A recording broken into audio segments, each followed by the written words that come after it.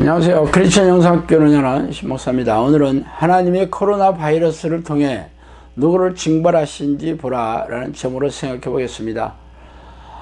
이제 코로나 바이러스는 우리에게 익숙한 일상이 되었습니다. 2월에 코로나가 처음 시작되었을 때 모두들 공포의 패닉에 빠져 문을 꼭 걸어 잠그고 불안과 두려움에 떨어야 했어요. 그러나 지금은 적어도 우리나라에서는 코로나의 광풍이 지나간 듯 보이지만 최근에 이태원 클럽에서 집단 감염이 일어난 사건을 보듯이 코로나 바이러스가 언제 어디서 갑자기 터지는 일이 일상의 삶이 될 거라고 알리고 있습니다.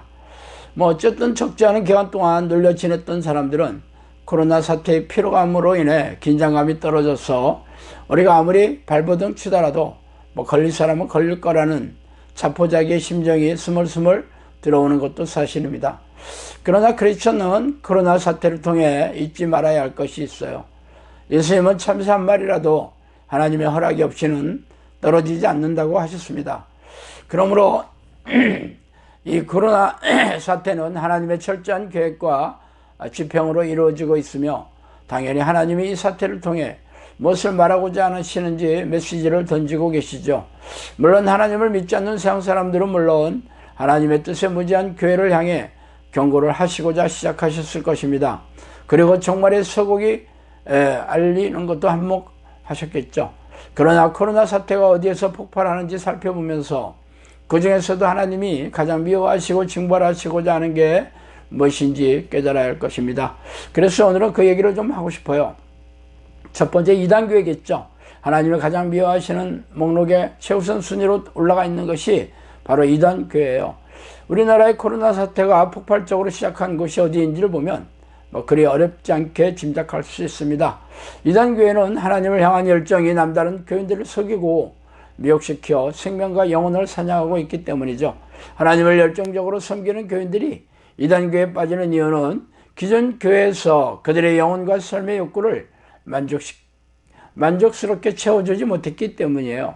기존 교회에서 열정적인 교인들에게 하나님과 깊고 친밀하게 교제하는 방법을 가르쳐주지 못하자 마치 자신들의 교회가 진짜인 것처럼 속이고 미혹시켜 사탄의 포로로 사로잡힌 것입니다.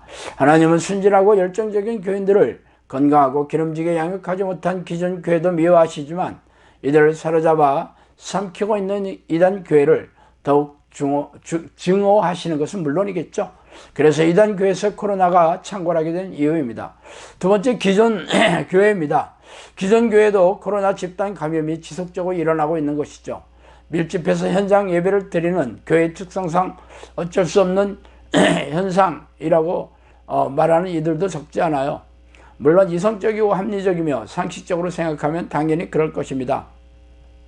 그러나 교회가 어디입니까? 하나님의 백성들이 모여서 하나님과 깊고 친밀하게 교제하는 곳이 아닙니까? 진짜 하나님이 기뻐하시는 곳이라면 다른 데는 코로나가 창궐해도 교회만은 안전하고 평안해야 하지 않겠어요? 하나님의 10가지 재앙이 애굽 사람들과 바로에게 미쳤지만 이스라엘 사람들이 거주하는 고센 땅에는 피해가지 않았습니까? 그런데 왜 우리네 교회는 세상 사람과 침대 없이 무능하고 무기력하며 코로나 바이러스를 보면 교회가 벌벌 떨고 문을 닫아야 하는 이유가 무엇입니까? 그 이유는 하나님이 기존 교회를 미워하시기 때문이죠. 그동안 교회가 하나님의 뜻을 올곧게 가르치며 하나님을 경외하는 제자들을 양육할 생각은 하지 않고 세속적인 축복을 추구하는 교인들과 형식적인 예배의식과 희생적인 신앙행위를 반복하는 종교적인 교인들을 양육하면서 하나님의 미움을 샀기 때문입니다. 세 번째로, 돈을 우상으로 섬기는 사람들이에요. 코로나 바이러스가 세상에 터지고 나서 가장 큰 타격을 입은 데가 어디입니까? 바로 돈을 버는 곳이죠. 기업이나 자영업은 물론 투자나 또 이렇게 돈을 벌고 돈의 이자를 통해서 돈을 쌓아두는 그런 많은 금융기관들, 혹은 관광, 숙박, 음식점 등 눈에 띄게 피해를 입고 있습니다. 그렇지만 사람들이 집에만 들여박혀 회사나 공장에 나갈 수 없으므로 결국 문을 닫아야 했으며 또 돌아다니면서 쇼핑도 할 수 없게 되었으므로 소비도 확연하게 줄었죠.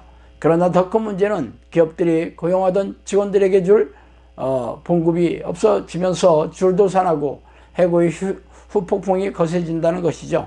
직장에서 해고되고 기업이 도산하면서 사람들은 수중에 돈이 없어져서 세계 최고의 선진국인 미국에도 음식을 구걸하려고 푸드뱅크에 수만 대의 차량이 줄을 서서 기다리고 있는 진풍경이 벌어지고 있습니다. 예전에 성령께서는 저에게 우리나라 사람들을 일컬어 돈에 환장한 너희 민족이라고 말씀하신 적이 있어요. 돈을 하나님보다 더 사랑하는 황금만능의 물질주의를 우상으로 섬기는 이 세상 사람들을 향한 하나님의 진노가 얼마나 뿌리 깊은지 잘 알 수 있는 대목이죠. 어쨌든 코로나 사태는 그동안 돈을 우상으로 섬기는 기업과 또 세상 사람들에게 그 우상을 송두리째 무너뜨리고 있습니다. 네 번째, 육체의 쾌락을 추구하는 사람들이죠. 한동안 우리나라는 신규 확진자가 한 명도 나오지 않아 코로나의 불길이 지나간 것처럼 보였어요. 그러나 최근에 이태원의 클럽에서 갑자기 수백 명, 100여 명이 넘는 확진자가 폭발하면서 예전의 긴장감으로 되돌아갔어요. 클럽이 어떤 곳입니까? 사람들이 술을 마시고 춤을 추면서 육체의 쾌락을 즐기고 마음에 드는 남자들이 성적 쾌락을 즐기는 곳이죠. 술에 취하는 것은 하나님이 싫어하시며 음란과 불륜 등도 그러한 육체의 쾌락도 하나님이 증오하시는 죄악입니다. 그래서 하나님은 코로나 바이러스를 통해 성적 타락이 만연한 곳을 집중적으로 징벌하고 계십니다. 오늘 제가 하나님이 치고하시며 가장 먼저 징벌하시는 사례를 몇 가지 말씀드렸어요. 대부분 자기를 사랑하고 돈을 사랑하는 우상 숭배자들이지만 마귀 앞잡이가 된 이단교회는 물론 세속적으로 변질되어 하나님의 뜻에 무지한 기존교회도 여기에 들어있으니 슬프고 답답한 일입니다. 그러나 코로나 사태를 시작으로 종말의 서곡이 시작되었을 뿐이에요. 그러므로 집에 틀어박혀 이불을 뒤집어 쓰고 폭풍이 지나가기만을 기다리는 사람들은 자신의 무지와 어리석음의 대가를 혹독하게 치를 것입니다.